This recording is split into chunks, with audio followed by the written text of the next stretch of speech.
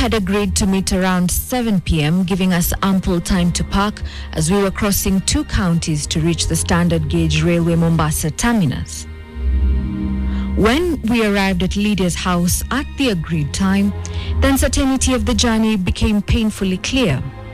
Lydia was in the midst of a severe pain attack, leaving her struggling to manage her discomfort. 2 hours later, after taking some morphine, Lydia regained enough strength, her determination unwavering to make it to her appointment in Nairobi. Holding her son's hand as she made her way out of her home, stride by stride. Unaware of the long journey ahead, he clung to her, reluctant to let her go. These are the moments, Lydia says, that break her heart. The quiet goodbyes she has to say to him, not knowing of what the future holds. Since she missed her primary means of transport to the standard gauge railway, we had to take her with us, cruising down the Dongo-Kundu bypass road, pushing through the night to make it just in the nick of time for our 10 p.m. train. Actually, I was the last person to board, so the journey started off immediately, and I was still there for about 30 minutes before now I could get up and go to my designated sitting area. Of course, I hadn't eaten anything. The hostess was coming in, serving food. Nikamwita, nikachukua chai, and we proceeded. Now the problem is at the SGR again. I am in the space again. I wasn't getting what I could fit my diet as a cancer patient. So what I opted for was muffins.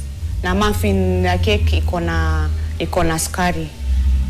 So I opted for muffins. Maybe I thought in my head, hiyo unga itanisaidia nguvu, maybe. And that is when all hell broke loose.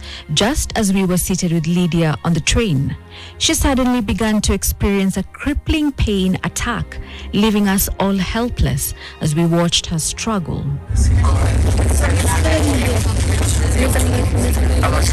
Despite it being well past midnight, none of us could catch a moment of rest as we stayed vigil over Lydia, feeling powerless and unsure of what to do next.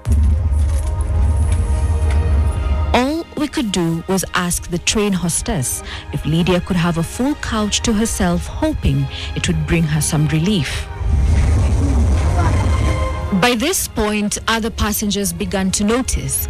Their curiosity piqued as they saw Lydia writhing in pain.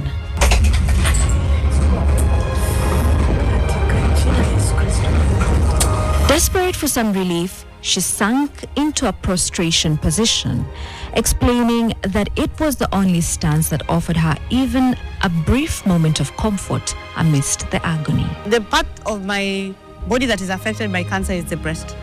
So I normally feel like the breast is hanging when I take that position. And when I feel like the breast is hanging, I feel like it has detached from the body. And now when it's hanging, I don't feel like the pain. The pain is kind of maybe stops radiating. My colleague